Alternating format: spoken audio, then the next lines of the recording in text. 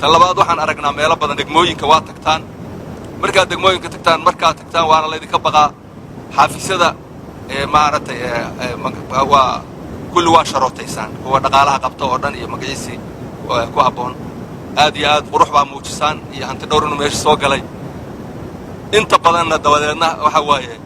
ayaan ka bacdi meelaha xoogaa shirar iyo ku qaqabataan ayaan haddaad joogtaan sharootooyinkiinaa ka furataan soo laysma odhan karo odayaashu iyagoo aad u baahan bay tagaan dabadeedna xoogaa taxaaluf bay iska galaan oo sharootooyinkooday ka soo furtaan maxaa markaa sababay in la marin waayo dadka aad soo sheegtay oo xeer ilaalintu ugu soo oogi weyday dembiyadii aad ku gudbisay waxaa jira lacago ganaaxa wasaaradda maaliyadda aan marin iyada laftigeeda waxaad ku qabataan golaha ma la wadaagi kartaan sharcigu wuxuu idin farayaa hantida dawladdu inaad dukumiinti u samaysaan fayl idin leedahay shay walba dawladdu leeyahayna xafiiskiina laga helo marka maxaad u samayn weyday sistamkan casriga ah annaga waxaan u hoggaansannaha waa sharciga oo keliya markaannu hay-adaha booqanno xataa shaah kama cabino haddaad soo heshaan hay-ad shaah na siisay annagaa dembiilaya dhowr iyo 20 sanana waa jirtaan soo ma moodid inaad maadaama dhowr iyo 20 sano idinkoo jira hadda aad leedahay meelaha hadda ku sii siqanaynaa inaad fadhiid tihiin oy ka muuqato hadda waxaa weeye shirkaddii weynaydoo waxaa waaye la ansixiyey wakhtigii aad u dheeraan isla garanayno haddaa aydnaa xog u hayn EBO oo hadda ay guddoomiyuhu noo sheegeen tan labaad waxaan aragnaa meelo badan degmooyinka waa tagtaan markaa degmooyinka tagtaan waana laydinka baqaa xaafisyada maaragtay waa kulli waa sharootaysaan kuwa dhaqaalaha qabta oo dhan iyo magaciisii ku habboon aad iyo aad qurux baa muujisaan iyo hanti dhowr inuu meesha soo galay inta badanna dabadeedna waxa waaye ayaan ka bacdi meelaha xoogaa shirar iyo ku qaqabataan ayaan haddaad joogtaan sharootooyinkiinaa ka furataan soo laysma odhan karo odayaashu iyagoo aad u baahan bay tagaan dabadeedna xoogaa taxaaluf bay iska galaan oo sharootooyinkooday ka soo furtaan sababtaa ma lama arka degmooyinka maayir aad u soo xirteen ama maaragtay kiis maayiradu nima wada dhowrsan oo malaa'igaha musuqmaasuqa ugu badanna waxaa laga sheegaa degmooyinka degmo aad waxaa weeye shaqo ka soo aad maaragtay soo ganaaxdeen hanti dhowr ahaan waxaa weeye xeeraaliye u gudbiseen kiis ku soo oogteen oo ma ana arkin inta badan tan labaad dadka way jiraan dad aad soo kiisteen oo ma garatay oo intaad soo kiisteen ama shaqada ka joojiseen inta badan dembiyadaas waxa weeye waa shaqada in laga fasaxaa laga yaabaa hadda shaqadii qofkii wax laga fasaxa xagga maxaa u qaadanaa qofkii sida hadda xildhibaanada qaarkood u sheegeen ma shaqada in laga eriyay ahayd mise qofka hadduu dembi galay hanti dhunsaday kiis galay waxaa la rabaa qofkii in kiiska lagu ciqaabo gormaynu gaaraynaa hanti dhowrkeennu gaarayaa qofka kiiska galay hantida dhunsaday shaqadaa ka joojiseen inuu waajibaad ciqaaba aan aragnoo muuqda kan ugu badan waxaa weeye shaqadiibu ka tegey baa la leeyahay oo ninkii shaqadii baa laga fasliyey shaqadii laga fasliyey kuma filla qof kasta hadduu inta hantideena dhunsado liyaa shaqadii baa laga eriyey waa inaan aragnaa xildhibaanada horaan ku raacsana waa inaan aragnaa cid hanti dhunsatay oo loo ciqaabay idinkuna awood baa u leedeen inaad waxa weeye arrintaas aad daba gashaan xeerliyaha u guuray waana ka waxaa mooda tabardarra halka ka muuqata asalaamu calaykum awoodihiinna idinku qoran dastuurka qodobka 110 wuxuu qeexayaa awoodaha hay-adda hantidhowrka sida caadigaa waxaa ku qoran qodobada oo idin muujinayaan awood inaad u leedihiin inaad tagtaan xarun walba oo baartaan markii la baarona baaritaanka ay soo baxdo in ay jirto xatooyo ama musuqmaasuq ama ku takrifal ay soo baxdo waxaa sida dastuurku qabo iyo xeerarka iyo qawaaniintu waa in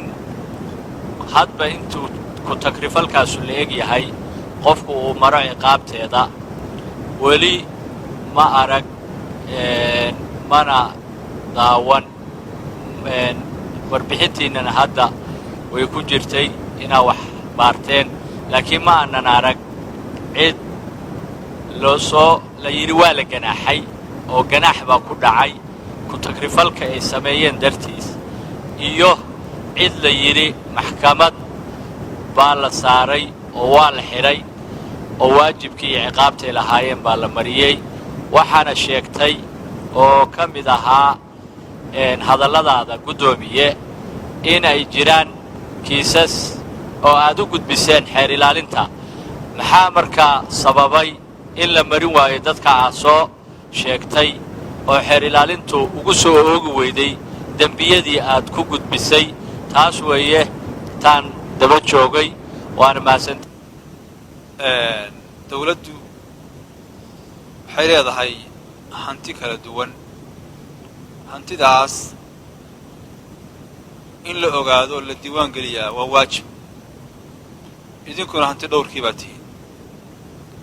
sharcigu wuxuu idin farayaa hantida dawladdu inaad dukumiinti u samaysaan fayl idiin leedahay shay walba dawladdu leeyahayna xafiiskiina laga helo marka maxaad u samayn weyday sistamkan casriga ah oo lagu kaydiyo hantida ummaddu leedahay su-aasha saddexaad waxaa ku cad qodobka 8 hanti dhowrka guud xisaab xirka marka la sameeyo sanadka bisha juun hanti dhowrku inuu isna sameeyo wax la yidhaahdo xisaab xir oo uu hubiyo xisaabtii dawladdu inay sax tahay dabadeedna uu la wadaago madaxweynaha iyo golaha wasiirada iyo golaha wakiilada intaba waxaan filayaa inta laydin ansixiyey xisaab xirkaas noomadan soo gudbin 3 sanaba insha Allah waxaan filayaa xisaabaheedu way idinku maqan yihiin maantaad soo bandhigaysaan baan filayaa aad baan idin salaamayaa assalaamu calaykum waraxmatullahi wabarakaatu waxay dawladdu leedahay hay-ad aan xafiis ku filan lahayn gaadiid lahayn gobolladii deganayn waxaan u malaynayaa iyagoo ku dhooda haddeer inay soo socoto aafaa dhacday 96 institution dawladeed labadii sano in mar la xisaabiya xaq maaha 6 bilood haddaan la xisaabinayn waa in ugu yaraan sanadkii mar hay-ad walba ay hesho inaad mataqaan yani waxaa weeye aad wixii hantida dawladda ku haysa meeshaad kula xisaabtantaan laakiin already baahidin waa noo sheegteen xafiis haddiisun jirin oo gaadiid jirin gobolladii degmooyinkiidina jirin anuu marka waxaan qabaa gol ahaan in hay-addan empower gareeyo oo marka dambe na hor imaanayso bal iyada qudheeda waxaan ku qabsan karnay waxaan ku canaanan karno hanu marka ma garanayo haddeer taa iyada ah marka waxaan leeyahay mudan cabdirasaaq guddoomiye ma jirta cabashadiinna annaga golahaan aadna soo gaarsiiseen cidaad ula tagteen ama in goor dhowba ay dhacdo bal in laga baxbaayaha gaarka idinka waa qabtaan xafiis ahaan waxaan jeclaan lahaa inaan weydiiyo marka ugu horraysa sida warbixinta ay keenayaan ay u madax bannaanaan karto haddii qarashka ay ku shaqaynayaan ay wasaaradda maaliyadda bixiso mushaar ha noqoto adeeg ha noqoto safarradooda ay gobollada ku aadayaan ha noqoto sida ay u noqon karto warbixin la isku hadlayn karo maadaama ay baarayaan cidda ay qarashkooda bixinaysa su-aashaa waa jeclaan lahaa inay naga dhaahiyaan qodobka kale aan weydiinayna waxa weeye warbixinno kala duwan bay soo saaraan horta warbixinadaas cid lagu ciqaabaa ma aragno marka laga reebo cidda la raba in xilal laga qaado ama la ruqseeyo ama la raba in la bedelo marka baaritaankoodu ma baaritaan loo adeegsado in dadka lagu laaya ama gacan dadka lagu laaya noqoto mise baaritaan lagu ilaalinayo hantida dawladda hantida dadka ha noqoto dhaqaale ha noqoto hanti kale gaadiid dhul lagu ilaalinayo waxaan jeclaan lahaa labada qodob inay hanti dhowr nooga jawaab mana la wadaagi kartaa hay-adda inta bayroolka ku jirta shaqaale ahaan mana la wadaagi kartaa midda labaad waxaa jira lacago ganaaxa oo shaqaalahaya laga qaado oo wasaaradda maaliyadda aan marin iyada laftigeeda waxaad ku qabataan golaha ma la wadaagi kartaan labadaas su-aalood baan weydiinaya. assalaamu calaykum waraxmatullaahi wabarakaatu. saan maqli jirnay hanti dhowrka guud ama xisaabi xilma leh marka ay baarayaan hay-adaha dawladda ama wasaaradaha iyagoo aan haba yaraatee ogeysiin bixin ayay ku soo waabarisan jireen ama habeen ayay maxay ahayd intay soo galaan ayay sharooto iyo qafil isugu dari jireen xafiiska ay rabaan inay baaraan. haddana waxaad noo sheegtay mudane guddoomiye inaad tiri waa sii ogeysiinaayo iyagoo markaa ana waxaa isle markaa waa kasii diyaar garoobeen oo waxba lagu heli maayo. taasi waa taa arrintaasi sii ku dhacday. ta labaad hay-adahan iyo wasaaradahan waxaan aad baaraysaan maxaa caqabada oo aad kala kulantaan markaad baaraysaan ma jirtaa wax caqabadaa oo idinka soo wajahaan hawlaha aad qabanaysaan oo aad dirinaysaan hawshaas oo runaantii hawl aad u baaxad weyna dad lala xisaabtamayo waxyaaba badan oo arki karaa inay dhici karaan idinkoo aan hawshuna hawl ballaaran tahay cabashadiinuna ay jirto xagga dhaqaalaha iyo xagga imkaaniyaadka isgaarsiinta. intaasaan odhan lahaa. assalaamu calaykum waraxmatullahi wabarakaatu. mudane guddoomiye waa mahadsan tahay. raaligelin baan ka bixinayaa marka hore magaca waxay dhaafayay xildhibaanka marka hadda waa qortay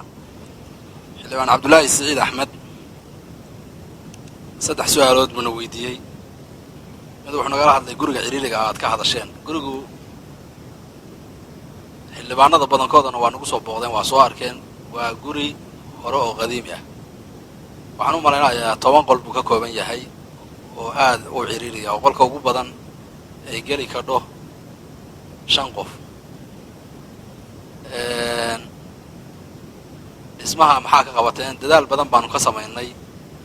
horta sidaan idiin sheegay xafiisakan mashaariic ma helo badanaa innaga miisaaniyadeennu hadday kharashaadka joogtada ku filnaato alxamdulilah. dadaal badan baan arrintaa ka galnay. degmada Garowe dhul bayna siisay. dhulkii haddeer waa haysanaa. maxkamadda sare meesha laga siiyey baana laga siiyey. baanka adduunka baan waxaan ka codsannay inay hawshaa naga caawiyaan. annagu mashruuca BFM baanu bangiga qayb ka nahay. weliba componenty ka mida baanu ka mid nahay oo ku jirnaa. ma aha mashruuc madax bannaan oo toos annaga noola shaqay.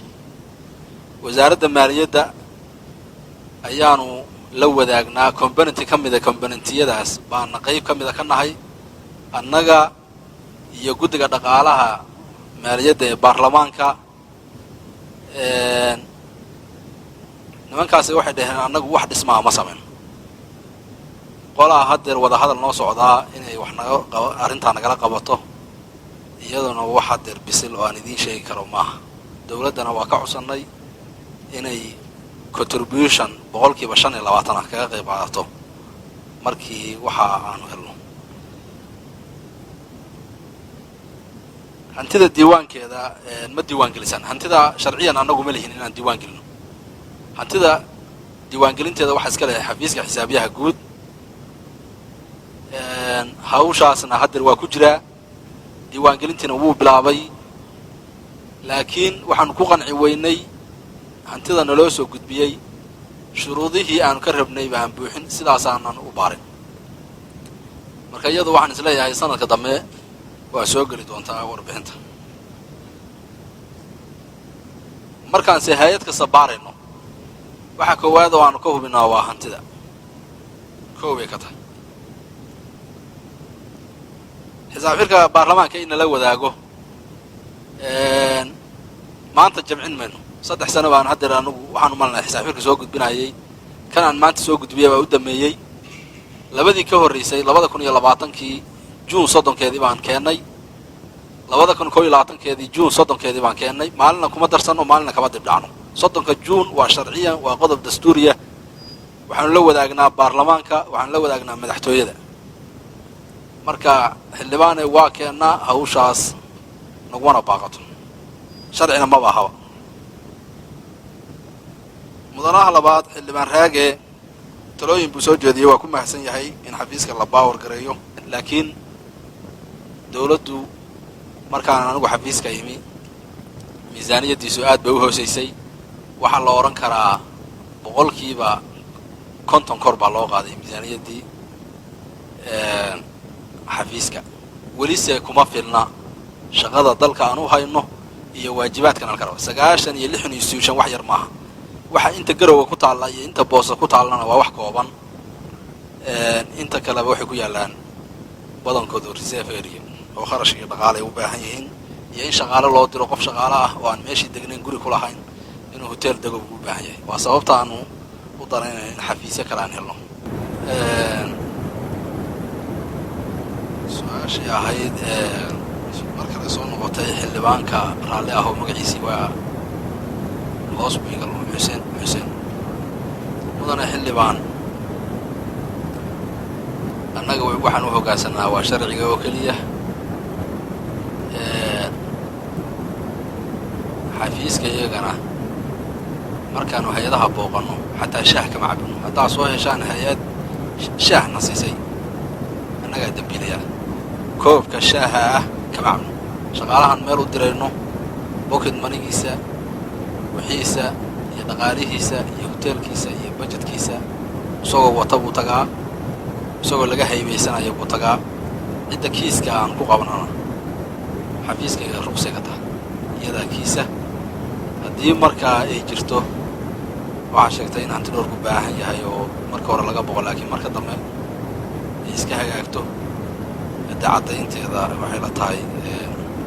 haben uga cafib intaasaan kusoo koobay xildhibaan cabdiraxmaan jibriil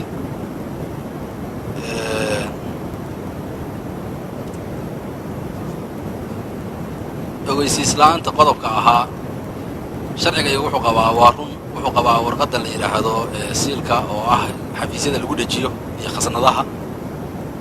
laakiin dee xeerakan horta markii la samaynaya waxaa laga soo munguriyey sharcigii hore dowladda dhexe haddeer lacag khasnad la dhigtaana ma jirto oo armaajo lagu rito bangiyaa jira transaction kasta waxa ugu yar waa sahalka lama bedeli karo haddii uu qofku damco inuu ku talagalo transaction uu sameeyey sanadkii hore ama lacag uu diray ama lacag soo gashay ama lacag ka baxday inuu khaldo ama dib u tirtiro dhici mayso marka annagoo raacayna sharciga caalamiga ah hay-adda waxaan siinaa ogeysiin baan siinaa sababtaa waxaan ognahay waxay bedeli kardhaba inayan jirin mid waa jirtaa oo haddii hay-adda laga soo sheego wax markaa taagan waa isticmaalnaa meelo badan bayna ka dhacday laakiin sida u badan tahay waa waxay bedeli karaan ma jirto haddaan sanad dambe xataa loogu daro qofka waxba kama soo bedeli karo dukumiinti diyaarsan shaqada aan qabanaan annaga waa sanad dhammaaday oo lagu soo kala baxay oo kharashkiisii la isticmaalay haddeer miisaaniyadda hadda aad idiin soo gudbinay waa tii aa kal hore ansixiseen waxaa haddeer aan soo baarnayna waa 2021 oo haddeer ka soo wareegatay almost 7 bilood marka wax haddeer dib loo hagaajin kara maaha waa wax horay